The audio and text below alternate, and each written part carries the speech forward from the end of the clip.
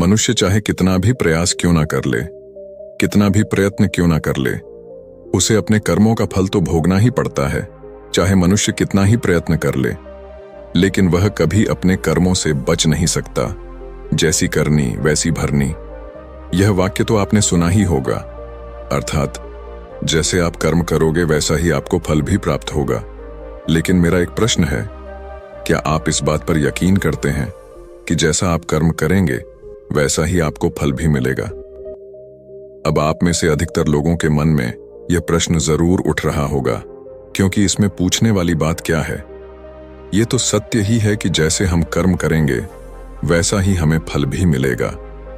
लेकिन एक बार के लिए आंखें बंद करके अपने आप से यह प्रश्न कीजिए, देखिएगा कि आपको इस प्रश्न का उत्तर स्पष्टता से नहीं मिल पाएगा। कहीं ना कहीं आपके मन में एक संशय जरूर होगा कि क्या यह बात सच है या झूठ। दोस्तों, आज इस कहानी से हम समझेंगे कर्मों का खेल। आखिर अच्छे कर्मों का फल अच्छा और बुरे कर्मों का फल बुरा कैसे होता है? बहुत समय पहले की बात है। किसी गांव में एक बहुत ही ज्ञानी पंडित रहता था। एक दिन वह अपने बचपन के दोस्त से मिलने के लिए दूसरे गांव में जा रहा था। उसका वह दोस्त बचपन से ही गूंगा और एक पैर से अपाहिज था। उस पंडित के गांव से उसके दोस्त का घर काफी दूर था। वहां जाने के लिए बीच बीच में कई सारे छोटे छोटे गांव पड़ते थे। पंडित रास्ते में अपनी धुन में चला जा रहा था। चलते चलते उसकी मुलाकात एक व्यक्ति से होती है। रास्ते में उसे एक आदमी मिलता है जो ऐसा लगता था कि वह किसी का इंतजार कर रहा था और वह भी पंडित के साथ चलने लगता है। उस आदमी को देखकर पंडित बहुत खुश हो जाता है। उसने सोचा, चलो अच्छा हुआ, साथ साथ चलने से उसका सफर आसानी से कट जाएगा। बात की शुरुआत करने के लिए उस पंडित ने उस व्यक्ति से उसका नाम पूछा तो उसने अपना नाम धर्मराज बताया। पंडित को यह नाम कुछ अजीब सा लगता है, लेकिन उसने नाम के विषय में कुछ और पूछना उचित नहीं समझा। दोनों धीरे धीरे साथ में चल रहे थे। तभी रास्ते में एक गांव आता है। गांव का प्रवेश द्वार आते ही धर्मराज ने पंडित से कहा, तुम आगे चलो, मुझे इस गांव में एक काम है, मैं तुमसे आगे मिलता हूं। पंडित ने कहा, ठीक है। वह आगे रास्ते में चल देता है। कुछ देर बाद उस गांव में खबर फैली कि एक व्यक्ति को सांड ने अपनी सींग में फंसाकर मार दिया है। जैसे ही सांड ने उस व्यक्ति को मारा, ठीक कुछ ही देर में धर्मराज पंडित के पास आ गया और फिर दोनों चलना शुरू कर देते हैं और चलते चलते एक दूसरे गांव के द्वार पर पहुंच जाते हैं। उस गांव के बाहर एक बड़ा और विशाल मंदिर बना हुआ था। वहां पर आराम करने की सुविधा काफी बढ़िया लग रही थी। पंडित के दोस्त का घर अभी वहां से बहुत दूर था और रात भी होने वाली थी। तो पंडित ने धर्मराज से कहा, रात होने वाली है, पूरे दिन चलते चलते थक भी चुके हैं और भूख भी लग रही है, तो यहाँ पर भोजन करके यहीं पर हम विश्राम कर लेते हैं, फिर सुबह के समय आराम से आगे की यात्रा जारी करेंगे। धर्मराज ने कहा, ठीक है, मुझे इस गांव में किसी को कुछ जरूरी सामान देने जाना है, तुम भोजन करके आराम करो, मैं बाद में आकर भोजन कर लूंगा। इतना कहकर वह वहां से चला जाता है। लेकिन उसके जाने के कुछ समय बाद, कुछ ही देर बाद धुआं उठता हुआ दिखाई देता है और देखते ही देखते पूरे गांव में आग लग जाती है। पंडित ने हैरानी से सोचा कि यह धर्मराज जहां भी जाता है वहां कोई ना कोई अनहोनी जरूर हो जाती है, कुछ तो गड़बड़ है इस व्यक्ति में। लेकिन पंडित ने रात्रि में धर्मराज से कुछ भी पूछना उचित नहीं समझा और वे दोनों सो गए। सुबह होते ही दोनों फिर से अपनी यात्रा शुरू कर देते हैं। कुछ देर चलने के बाद रास्ते में फिर से एक गांव आता है। धर्मराज ने फिर पंडित से कहा, आप आगे चलिए, मुझे इस गांव में अपने मित्र से मिलने जाना है, मैं अपने दोस्त से मिलने के बाद आगे रास्ते में मिलूंगा। यह कहकर धर्मराज वहां से चला गया। लेकिन पंडित इस बार आगे नहीं गया। वहीं खड़ा होकर धर्मराज को देखता रहा कि वह कहां जा रहा है और क्या करता है। तभी थोड़ी देर बाद लोगों की आवाज सुनाई देने लगी कि एक व्यक्ति को सांप ने काट लिया है और उसकी मृत्यु हो गई है। ठीक उसी समय धर्मराज फिर पंडित के पास पहुंच गया। लेकिन इस बार पंडित से रहा नहीं गया और उसने धर्मराज से पूछ ही लिया कि तुम जिस भी गांव में जाते हो वहां कोई ना कोई अनहोनी जरूर हो जाती है, क्या तुम मुझे बता सकते हो यह ऐसा क्यों हो रहा है? धर्मराज ने कहा, पंडित जी, आप तो मुझे बहुत ज्ञानी मालूम पड़े थे, इसीलिए मैं आपके साथ चलने लगा था, क्योंकि ज्ञानियों का साथ बहुत अच्छा होता है, परंतु आप अभी तक समझ नहीं पाए कि मैं कौन हूं। पंडित ने कहा, मैं समझ गया हूं, लेकिन मुझे कुछ शंका है। अगर आप ही अपना उपयुक्त परिचय दे दें तो मेरे लिए आसानी होगी। तब धर्मराज ने जवाब दिया कि मैं यमदूत हूं और यमराज की आज्ञा से उन लोगों के प्राण हरण करता हूं जिनकी उम्र पूरी हो चुकी है। हालांकि पंडित को पहले से ही इस बात की आशंका थी, फिर भी धर्मराज के मुंह से यह बातें सुनकर वह घबरा गया। लेकिन वह हिम्मत करके पूछता है कि अगर तुम सच में यमदूत हो तो मुझे बताओ, अगली मृत्यु किसकी है? धर्मराज ने जवाब दिया, अगली मृत्यु तुम्हारे उसी मित्र की है जिससे तुम मिलने जा रहे हो, और उसकी मृत्यु का कारण भी तुम ही बनोगे। ये बात सुनकर पंडित सहम गया और सोच में पड़ गया कि अगर सच में यह धर्मराज यमदूत हुआ तो उसकी बात भी सच होगी और उसके कारण मेरे बचपन के सबसे अच्छे मित्र की मृत्यु हो जाएगी। तो सबसे अच्छा तो यही होगा कि मैं अपने मित्र से मिलने ही ना जाऊं, कम से कम मैं उसकी मृत्यु का कारण तो नहीं बनूंगा। धर्मराज ने मुस्कुराते हुए कहा, तुम जो सोच रहे हो वो सब मुझे पता है, मगर तुम्हारे अपने मित्र से मिलने ना जाने से नियति नहीं बदल जाएगी। तुम्हारे मित्र की मृत्यु तो निश्चित है और वह अगले कुछ ही पलों में घटित होने वाली है। महाकाल के मुंह से ऐसी बातें सुनकर पंडित को झटका लगा, क्योंकि महाकाल ने पंडित के मन की बातें पढ़ ली थीं, जो कि एक सामान्य व्यक्ति के लिए संभव नहीं है। अब पंडित को विश्वास हो गया कि यह धर्मराज सचमुच में यमदूत ही है। जब पंडित को यह पूर्ण विश्वास हो गया कि धर्मराज जी यमदूत हैं तो वह घबरा गया। वह अपने मित्र की मृत्यु का कारण नहीं बनना चाहता था, इसलिए वह पलटकर अपने गांव की तरफ वापस जाने लगा। लेकिन जैसे ही पंडित वापस जाने के लिए मुड़ा, उसने देखा कि उसका मित्र तेजी से उसकी तरफ चला आ रहा है, जो कि पंडित को देखकर अत्यंत प्रसन्न दिखाई पड़ रहा था।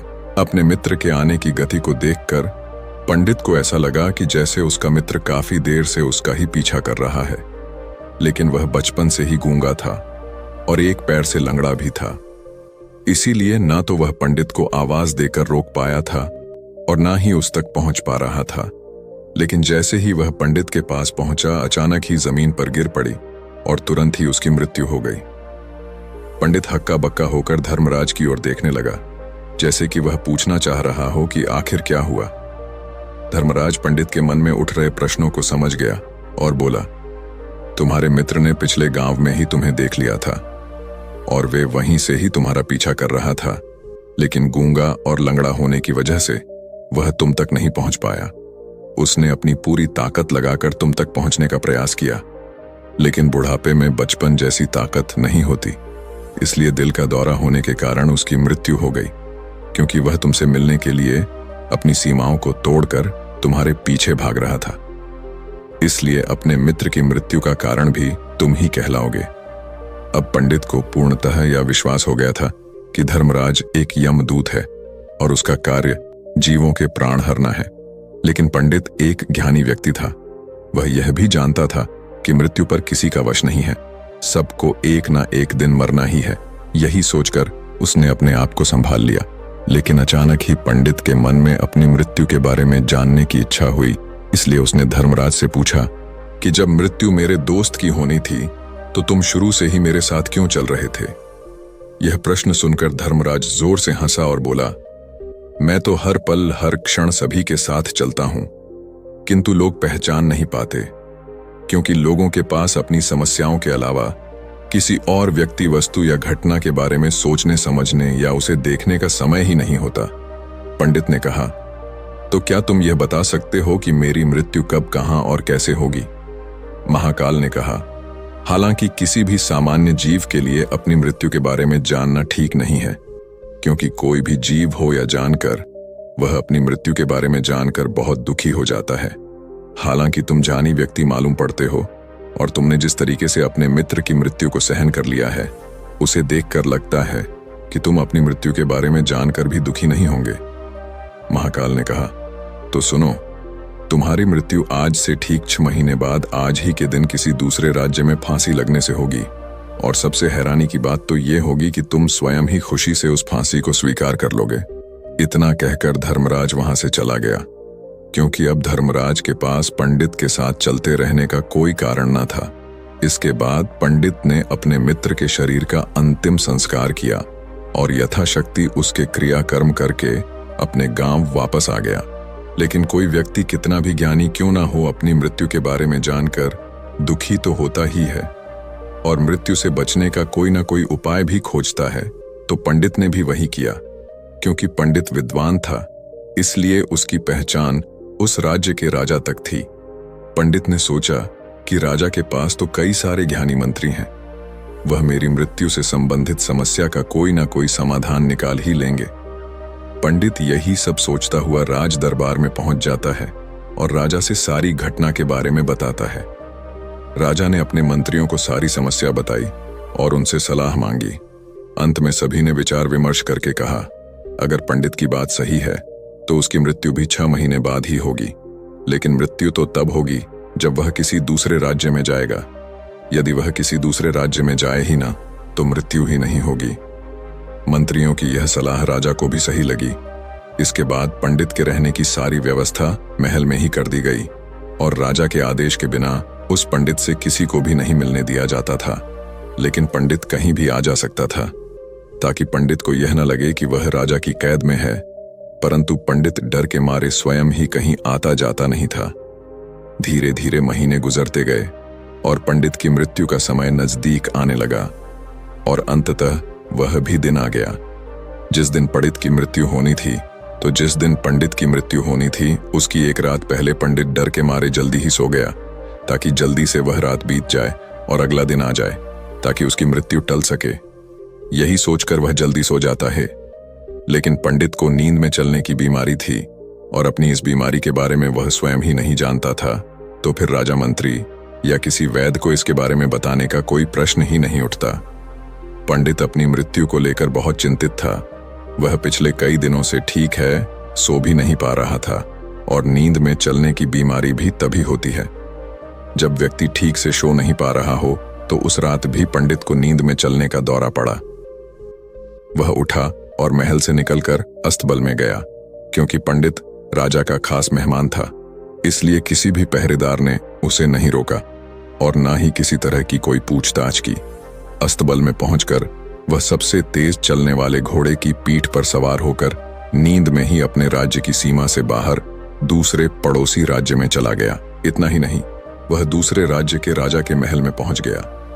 उस महल के पहरेदार ने भी उसे नहीं रोका और ना ही कोई पूछताछ की।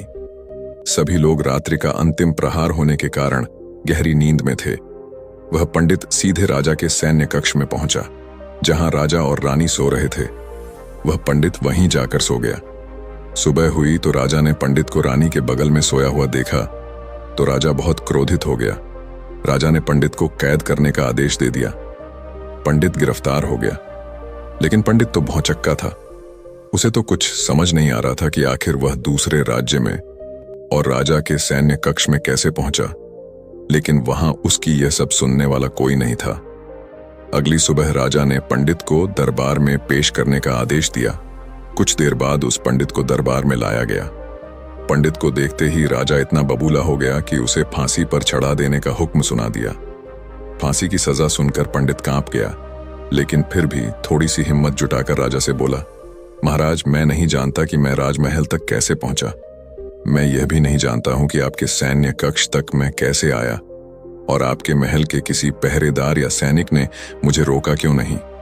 लेकिन मैं इतना जरूर जानता हूं कि आज मेरी मृत्यु होनी थी और वो होनी भी जा रही है। राजा को यह बात थोड़ी अजीब लगी।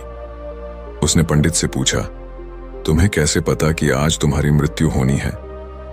राजा के इस प्रश्न के जवाब में पंडित ने पिछले 6 महीने का सारा वाक्य राजा को सुना दिया और बोला, महाराज, मेरा क्या किसी भी सामान्य व्यक्ति में इतना साहस नहीं कि वह राजा के सैन्य कक्ष में राजा की उपस्थिति में रानी के साथ सो जाए। राजा को पंडित की बात में थोड़ा तर्क दिखाई पड़ा, परंतु उसने सोचा कि यह मृत्यु से बचने के लिए धर्मराज और उसके द्वारा अपनी मृत्यु की भविष्यवाणी की कहानी बना रहा है। इसलिए राजा ने पंडित से कहा, यदि तुम्हारी बात सत्य है और आज यह तुम्हारी मृत्यु का दिन है जैसा कि यमदूत धर्मराज ने तुमसे कहा था, तो आज तुम्हारी मृत्यु का कारण मैं नहीं बनूंगा। लेकिन यदि तुम्हारी बात झूठी निकली तो निश्चित ही आज तुम्हारी मृत्यु का दिन होगा ना, क्योंकि जिस राज्य से पंडित आया था उस राज्य का राजा इस राजा का मित्र था। इसलिए इस राजा ने तुरंत अपने 2 सैनिकों को पड़ोसी राजा के पास भेजकर पंडित की बात की सत्यता का प्रमाण मांगा भेजा। भेजे गए सैनिक शाम तक लौटे और उन्होंने राजा को बताया कि महाराज, पंडित जो कुछ भी कह रहा है वह सब सत्य है। पड़ोसी राज्य के राजा ने पिछले 6 महीने से पंडित के रहने की सारी व्यवस्था अपने ही महल में कर रखी थी। पंडित राजा का खास मेहमान था। कल शाम राजा आखिरी बार पंडित से उसके कक्ष में मिले थे और उसके बाद यह इस राज्य में कैसे पहुंच गया इसकी जानकारी किसी को भी नहीं है। इसलिए उस राज्य के राजा के अनुसार पंडित को फांसी की सजा देना ठीक नहीं है। लेकिन राजा के सामने एक नई समस्या थी, क्योंकि उसने बिना पूरी बात जाने ही पंडित को फांसी की सजा सुना दी थी। इसलिए अगर पंडित को फांसी नहीं दी जाती तो राजा के वचन का अपमान हो जाएगा। लेकिन अगर राजा की बात का मान रखा जाए तो बेवजह ही एक निर्दोष व्यक्ति की मौत हो जाएगी। राजा ने अपने सभी मंत्रियों से इस बारे में सुझाव मांगा तो मंत्रियों ने राजा को सुझाव दिया कि महाराज, पंडित को एक कच्चे सूत के धागे से फांसी लगवा दी जाए। इससे आपके कथन का भी मान रह जाएगा और कच्चे सूत के धागे से पंडित को फांसी भी नहीं लगेगी और उसके प्राण भी बच जाएंगे। राजा को मंत्रियों का यह सुझाव पसंद आया और उसने ऐसा ही करने का आदेश दे दिया। पंडित के लिए कच्चे सूत के धागे से फांसी का फंदा बनाया गया और नियम के अनुसार पंडित को फांसी पर चढ़ाया जाने लगा। सभी लोग बहुत खुश थे कि ना तो पंडित मरेगा और ना ही राजा का वचन खाली जाएगा। पंडित को भी पूर्ण विश्वास था ये सूद के धागे से तो उसकी मृत्यु हो ही नहीं सकती। पंडित उस पर चढ़ने के लिए तैयार हो गया, जैसा कि धर्मराज ने भविष्यवाणी की थी कि तुम खुद ही अपनी फांसी को स्वीकार करोगे। लेकिन जैसे ही पंडित को फांसी दी गई, सूत का धागा तो टूट गया, लेकिन टूटने से पहले उसने अपना काम कर दिया था। पंडित के गले की एक नस सूत के धागे के झटके से कट चुकी थी और पंडित जमीन पर पड़ा तड़प रहा था। उस पल उसके गले से खून की फुहार निकल रही थी और देखते ही देखते पंडित का शरीर पूरी तरह से शांत हो गया। सभी लोग आश्चर्यचकित थे और पंडित को मरता हुआ देख रहे थे। किसी को विश्वास नहीं हो रहा था कि कच्चे सूत के धागे से भी किसी इंसान की मृत्यु हो सकती है। लेकिन घटना तो घट चुकी थी। नियति ने अपना काम कर दिया था और धर्मराज की भविष्यवाणी सच हो चुकी थी। दोस्तों, श्रीमद् भागवत गीता में भगवान श्री कृष्ण ने कहा है, जो होना होता है वह होकर ही रहता है। हम चाहे कितनी ही सावधानी बरते, कितना ही उपाय कर लें, लेकिन घटना और घटना की पूरी प्रणाली पहले से ही तय होती है, जिसे हम थोड़ा सा भी इधर उधर नहीं कर सकते।